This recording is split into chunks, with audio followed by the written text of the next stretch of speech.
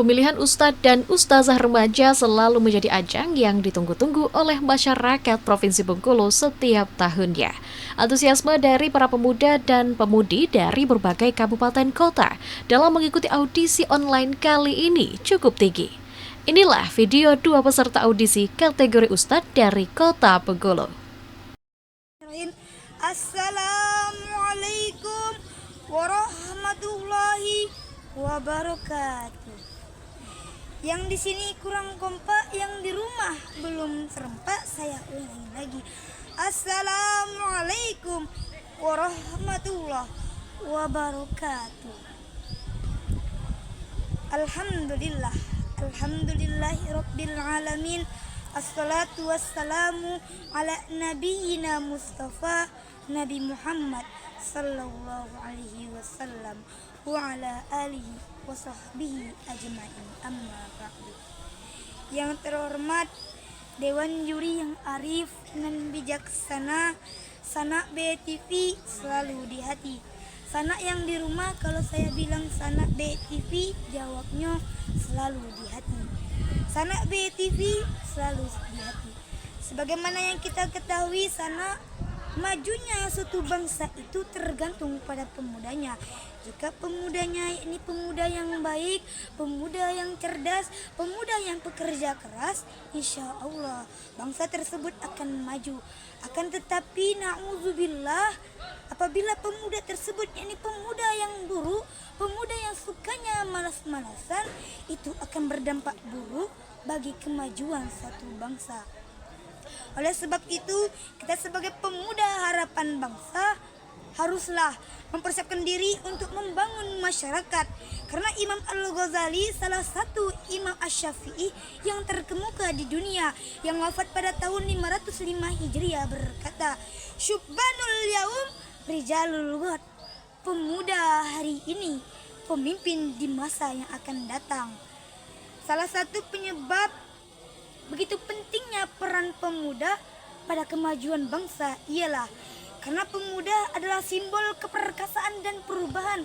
Telah banyak sejarah yang telah mencatat berbagai perubahan, berbagai keberhasilan, berbagai kemenangan yang dimotori oleh pemuda. Salah satunya yakni takluknya Konstantinopel di tangan Muhammad Al-Fatih pada umurnya yang masih muda, yakni 22 tahun. Ir Soekarno, Presiden pertama Indonesia, juga pernah berkata, "Berikan aku 1000 orang tua, niscaya aku cabut Gunung Semeru dari akar-akarnya. Akan tetapi berikan aku 10 pemuda, niscaya akan kuguncangkan dunia beserta isi-isinya." Sanak BTV selalu di hati. Oleh sebab itu, di bulan yang mulia, di bulan yang penuh akan agung, di bulan yang penuh akan barokah nanti, yang di bulan Ramadan, marilah kita bersama-sama berlomba-lomba dalam mempersiapkan diri membangun masyarakat, dalam artian mempersiapkan diri akan ilmu pengetahuan dan mempersiapkan diri akan ketakwaan. Bismillahirrahmanirrahim. Assalamualaikum warahmatullahi wabarakatuh. Alhamdulillahilladzi ja'alana bil imani kamilin wa afhamana bisyaraf i'idin. Wassalatu wassalamu ala sayyidil mursalin Muhammad wa ala alihi wa ashabihi ajma'in. Asyhadu an la ilaha illallah wahdahu la syarikalah wa asyhadu anna Muhammadan abduhu wa rasuluh. Alladzi la nabiyya ba'da wa rasula ba'da amma ba'du. Segala puji bagi Allah yang telah memberikan karunia-karunia-Nya, nikmat-nikmat-Nya, sehingga kita bisa berkumpul di acara BATV yang insya Allah penuh barokah ini. Salawat berbingkiskan salam kita sanjung agungkan kepada Nabi besar kita, yakni Nabi Muhammad sallallahu alaihi wasallam. Semoga juga tetap tercurah kepada keluarga-keluarganya, para sahabat-sahabatnya, dan para umat-umatnya yang senantiasa mengikuti ajarannya sampai akhir zaman. Berdiri saya di sini akan menyampaikan tausiah singkat yang saya beri judul Keistimewaan Ibadah Puasa. Saudara-saudara dan teman-teman BITV yang seiman dan seagama. Ibadah puasa merupakan salah satu dari rukun Islam yang ketiga. Ibadah puasa ini diwajibkan bagi orang yang mukallaf yang balik dan berakal. Puasa ini diwajibkan pada tanggal 2 Syakban pada hari Senin tahun kedua Hijriah atau 2 tahun sesudah Nabi Muhammad hijrah ke Madinah. Mengenai kewajiban puasa, Allah berfirman dalam Al-Quran yang berbunyi, A'udzubillahi minasyaitonirrajim. Ya ayyuhalladzina amanu kutiba alaikumus syiyam kama kutiba alal ladzina min qablikum la'allakum tattaqun. Artinya, wahai orang-orang yang beriman, diwajibkan atas kamu berpuasa atas orang-orang sebelum kamu agar kamu bertakwa. Quran Surah Al-Baqarah ayat 183. Mengenai kewajiban puasa, Tolha bin Ubaidillah meriwayatkan bahawa Nabi Muhammad menjadi jawaban ketika ditanya seorang Arab yang mendatanginya. Faqala, akhbirni ma faradallahu alayya min as-siyam.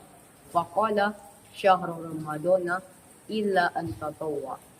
Artinya, ya Rasulullah, kabarkan kepadaku puasa yang diwajibkan Allah kepadaku.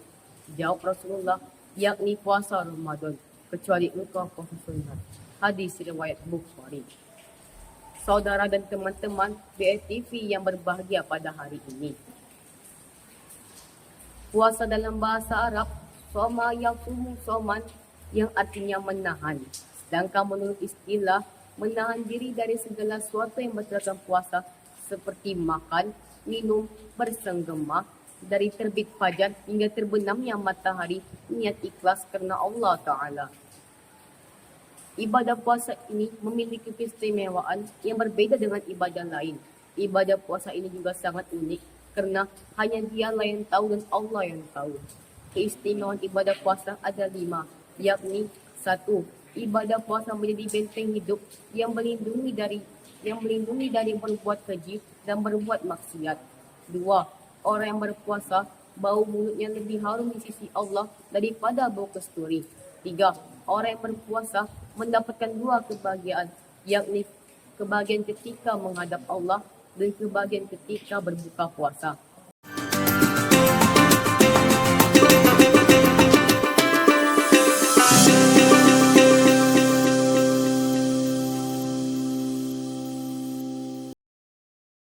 Ratusan peserta yang ikut mengirimkan video ceramah pada sesi pendaftaran bulan lalu, mulai dari tingkat SMP, SMA, dan kuliah, dengan batasan usia 12 tahun hingga 19 tahun.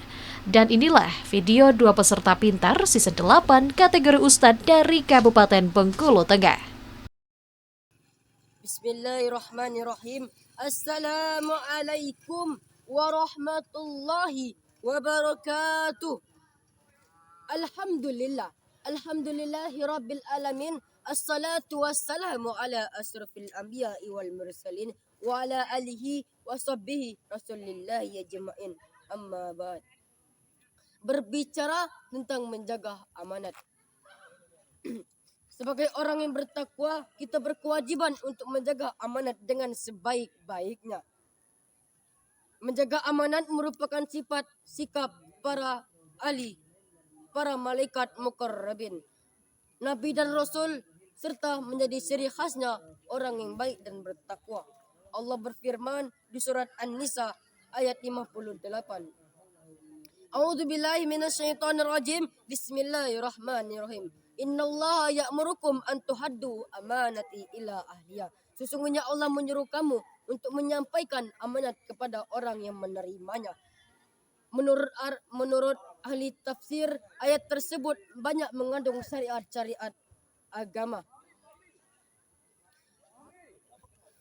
Syariat-syariat agama dan kaum muslimin. Menjaga harta anak yatim, terutama menjaga harta anak yatim. Para ulama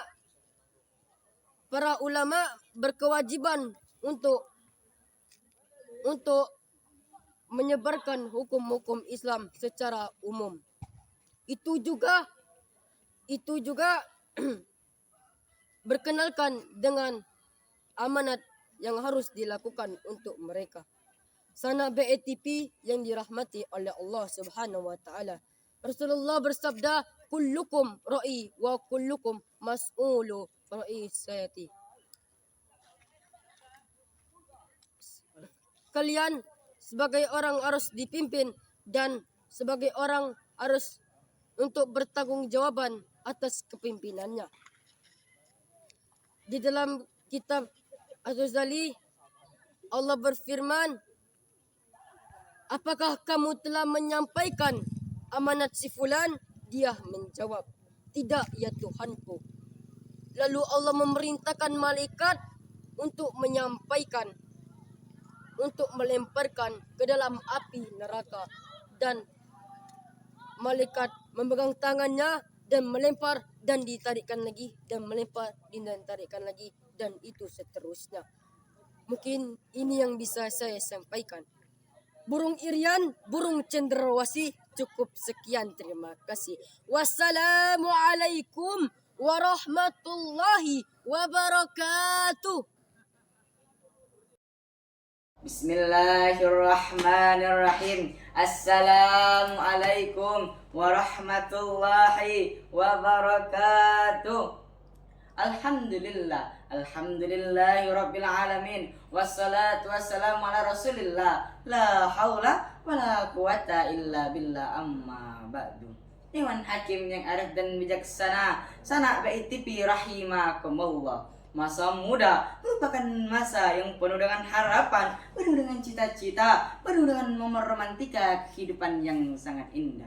Keindahan masa muda dihiasi dari bentuk fisiknya yang masih kuat, berjalan masih cepat, pendengarannya masih akurat, pemikirannya masih cermat, kulit wajah indah mengkilat walaupun banyak jerawat. Oleh karena itu, pantas apabila pemuda dan remaja sebagai penentu maju dan mundurnya satu bangsa, tulang punggung suatu negara, dan generasi emas untuk agama. Sebagaimana Syekh Mustafa Al-Ghalayaini, seorang pujangga Mesir, pernah berkata, "Sesungguhnya pada tangan-tangan pemuda lah terdapat suatu urusan umat, dan pada kaki-kaki mereka lah terdapat suatu kehidupan umat." Hadirin rahimakumullah. Mengingat betapa pentingnya pemuda dan remaja sebagai generasi penerus bangsa, maka pada kesempatan yang berbahagia ini, untuk menjaga kualitas dan dedikasi pemuda Indonesia, izinkan saya menyampaikan ceramah singkat yang berjudul "Pergaulan Bebas Menghancurkan Akhlak Generasi Muda". Hadirin rahimakumullah, sebagai landasannya, mari kita dengarkan firman Allah dalam Al-Quran surah Al-Isra ayat 32 yang berbunyi, "A'udzu billahi minasyaitonir rajim. Bismillahirrahmanirrahim. Wala taqrabu zina innahu kana fahisha wasa'a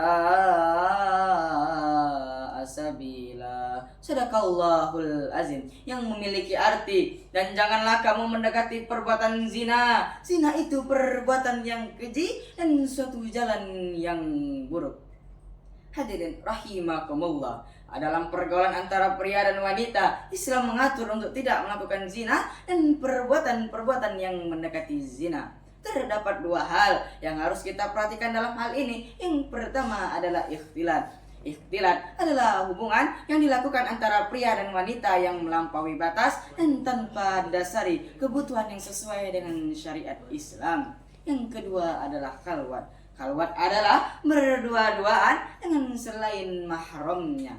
Masuk Bengkulu indah mal ada, di pinggir jalan pun banyak, di pinggir pantai ada, bahkan masuk ke pelosok-pelosok gang pun banyak. Betul hadirin? Bukankah Rasulullah SAW pernah bersabda, "Janganlah salah seseorang dari kalian berdua-duaan dengan selain mahram, karena syaitan akan menjadi orang yang ketiga di antara mereka berdua." Syekh Mustafa Al-Munawwarah dalam kitab Faidul Qadirnya menyatakan, bahwa setan akan menjadi penengah di antara mereka berdua, lalu membisikkan mereka sehingga syahwat mereka bergejolak. Nauzubillahi min zalik. Karena itu Islam telah menyampaikan kepada kita dengan jelas, jangankan melakukannya, mendekatinya saja sudah dilarang oleh Allah Subhanahu wa taala. Pergaulan bebas yang membawa dampak luar biasa bagi generasi muda karena dapat menghancurkan akhlak dan karakternya. Jika hancur akhlaknya, maka hancur agamanya. Jika hancur karakternya, maka hancur pula bangsanya. Iwan Hakim yang arif dan bijaksana, Sana BITV rahimakumullah. Sebagai penutup ceramah saya kali ini, izinkan saya menyampaikan beberapa kesimpulan yang terkait dengan ceramah saya kali ini. Pemuda dan remaja harus menjadi agen pembawa perubahan bagi bangsa dan agama. Jadikan akhlak sebagai modal utamanya dan jadikan Al-Quran sebagai pedoman dan pegangannya. Hati-hati dalam pergaulan, jika bebas nanti bablas. Tundukkan pandangan, kontrol aur syahwat, filter teman dan sahabat, serta hindari ikhtilat dan khalwat. Demikian yang dapat saya sampaikan. Kurang lebihnya saya mohon maaf. Wabillahi taufiq wa hidayah, waridha wal inayah. Wassalamualaikum warahmatullahi wabarakatuh.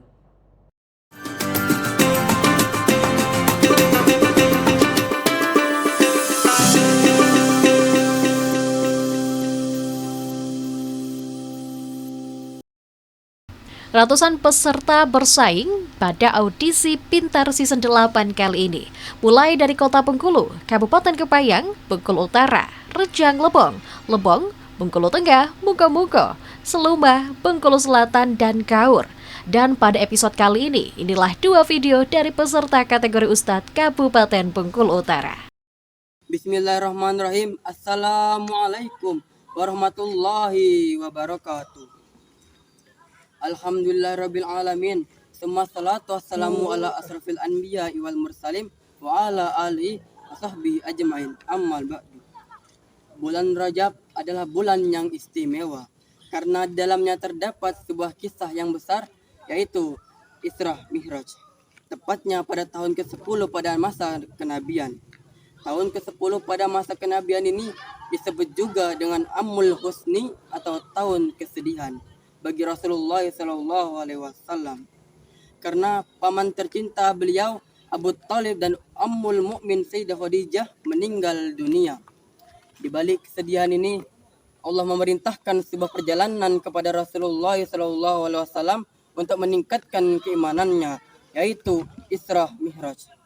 Allah Subhanahu wa taala berfirman di dalam Quran surat Al-Isra ayat 1 yang berbunyi, A'udzu billahi minasyaitonir rajim. Bismillahirrahmanirrahim. Subhanalladzi asra bi 'abdihi lailan minal masjidil haram ila masjidil aqsa alladzi barakna haulahu linuriyahu innahu min ayatina innahu wasami'um basir, yang artinya Maha suci Allah yang telah menjalankan hambanya, yaitu Nabi Muhammad sallallahu alaihi wasallam, dari Masjidil Haram ke Masjidil Aqsa pada malam hari, dan telah kami berkahi sekelilingnya dan kami tampakkan sebagian kebesaran kami kepada mereka. Sesungguhnya Allah Maha mendengar lagi Maha melihat. Kisah Isra Mi'raj ini bukanlah kisah dongeng maupun cerita, bukan pula sinetron yang dibuat-buat, akan tapi inilah kisah nyata yang di dalamnya terdapat hikmah-hikmah yang banyak.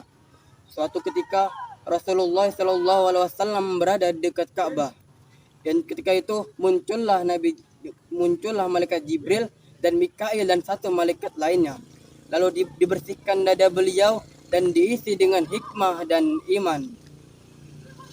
Dan ketika itu datanglah Buraq. Hadirin, apakah kalian tahu apakah itu Buraq? Buraq adalah salah satu kendaraan istimewa di muka bumi ini.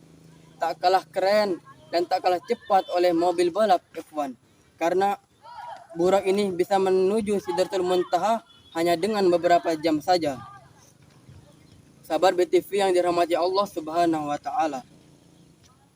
Pada perjalanan Isra Mi'raj ini, Rasulullah SAW di langit pertama bertemu dengan Nabi Adam alaihissalam, dan di langit kedua bertemu dengan Nabi Isa dan Nabi Yahya. Dan di langit ketiga bertemu dengan Nabi Yusuf. Dan di langit keempat bertemu dengan Nabi Idris. Dan di langit kelima bertemu dengan Nabi Harun. Dan di langit keenam bertemu dengan Nabi Musa. Dan di langit ketujuh bertemu dengan Nabi Ibrahim. Sahabat BTV yang dirahmati Allah Subhanahu wa taala. Ketika sampai di Sidratul Muntaha, Rasulullah SAW menghadap kepada Allah Subhanahu wa taala. Dan ketika situ turunlah perintah salat 50 waktu kepada beliau. Dan ketika perjalanan pulang, beliau bertemu dengan Nabi Musa. Dan apa kata Nabi Musa hadirin? Wahai Rasulullah, umatmu tidak akan sanggup jika harus menjalankan 50 waktu. Kembalilah kamu kepada Allah Subhanahu wa taala dan mintalah untuk diringankan. Dan ketika itu turunlah perintah salat hanya 5 waktu. Bismillahirrahmanirrahim. Assalamualaikum warahmatullahi wabarakatuh. Yang terhormat Dewan Juri yang arif dan bijaksana dan sanak BTV rahimakumullah. Berbicara tentang Ramadan, ada 5 amalan yang disabdakan oleh Rasulullah Sallallahu Alaihi Wasallam. Yang pertama, sedekah. Di dalam hadis riwayat Tirmizi nomor 663, Rasulullah Sallallahu Alaihi Wasallam pernah ditanya oleh sahabat, fa ayyu sadaqatil afdal? Sedekah apa yang lebih utama ya Rasulullah? Qala sedekah fi Ramadan. Rasulullah menjawab, sedekah di bulan Ramadan. Maka Ramadan, banyakilah sedekah emas, cincin, tanah, sertifikat, sedekahin semua kalau mampu. Kalau tidak mampu, kata ulama, cukup dengan idkhalus sururi fi qalbi wal mu'minuna sedekah. Memberikan rasa gembira ke dalam hati orang yang mukmin adalah sedekah. Yang kedua, qiyamul lail, mendirikan malam Ramadan. Apa sabda Rasulullah sallallahu alaihi wasallam? Man qama Ramadana imanan wa ihtisaban, ghufira lahu ma taqaddama min dzambi. Orang yang menghidupkan malam Ramadan dengan iman dan ikhlas karena Allah Subhanahu wa taala, maka Allah ampuni dosanya yang telah berlalu. Hadis riwayat Bukhari Muslim. Yang ketiga, tilawatul Quran, membaca Al-Quran. Dahulu ada tradisi cakap oleh para ulama. Dahulu ulama baca Al-Quran 1 minggu khatam 1 kali. Ada 3 hari khatam 1 kali. Bahkan hadirin, ada yang malamnya khatam, siangnya juga khatam. Seperti Imam Syafi'i, lahir tahun 150 Hijriah, meninggal tahun 204 Hijriah. Sahabat BTV rahimakumullah. Maka Rasulullah sallallahu alaihi wasallam sampaikan, asyam wal Quran yasfi'ani lil 'abdi yaumal qiyamah. Al-Quran yang kamu baca dan puasa yang kamu amalkan akan memberi pertolongan bagimu di hari kiamat. Hadis riwayat Al-Albani. Yang keempat, iktikaf. Berdiam diri di masjid berniat untuk dengan ibadah. Yang terakhir, umroh. Kalau kita mampu hadirin, berangkatlah. Kalau tidak mampu, Rasulullah yang menjamin umroh di bulan suci Ramadan sama sepertinya haji bersamaku. Hadis riwayat Bukhari dan Muslim. Kalau tidak mampu, bahwa Rasulullah memberikan kepada kita solusi hadirin, yaitu dijelaskan Nabi Sallallahu Alaihi Wasallam pada dalam hadis riwayat Tirmizi, orang yang solat subuh berjamaah lalu duduk sejenak berzikir kepada Allah Subhanahu Wa Taala sampai terbitnya matahari, lalu solat 2 rakaat yang dinamakan dengan sunnah Isra', maka sama pahalanya seperti pahala haji dan umroh.